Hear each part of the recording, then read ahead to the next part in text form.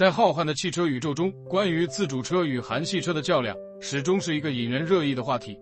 众多车迷和业内人士坚信，自主车已经超越了韩系车。他们的依据是国内汽车市场上，自主车的销量已经傲视韩系车。然而，当我们把目光投向更为广阔的国际汽车市场，便会发现另一番景象。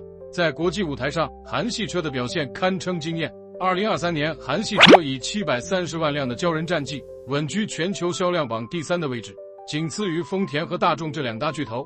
从上世纪90年代初至今，韩系车一直在稳步前行，不断壮大。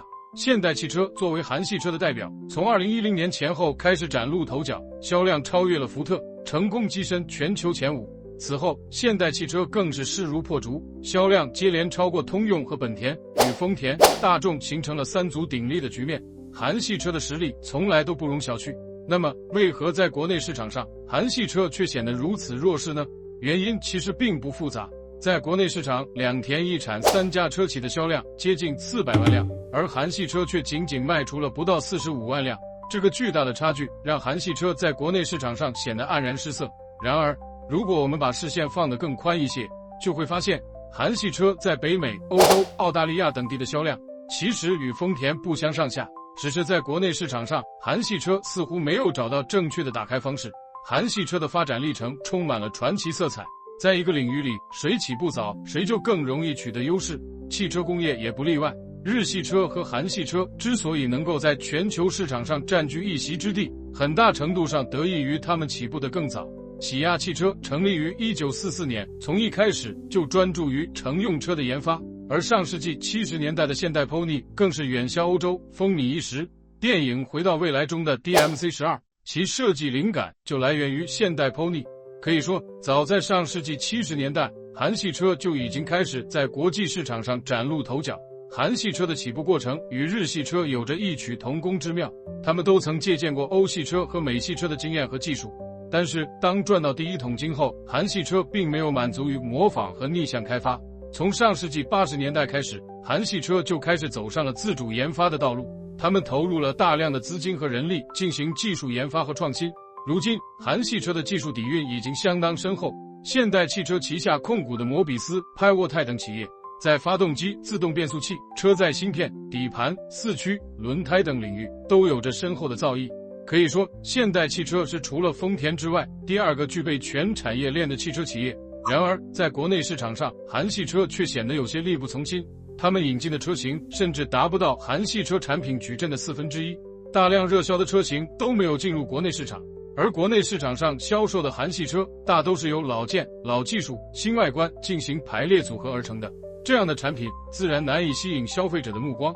更为致命的是，韩系车在国内市场上推出了一系列特供车型，如名图、iX25、菲斯塔、施伯踏界、瑞纳、索兰托等。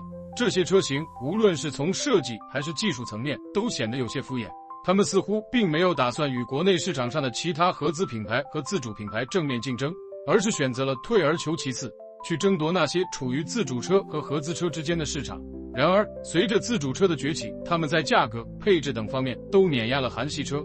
这样一来，韩系车的市场空间自然就被大大压缩了。在燃油车领域，自主车与韩系车的差距确实存在，无论是车企实力、规模还是技术储备，自主车都难以与韩系车相提并论。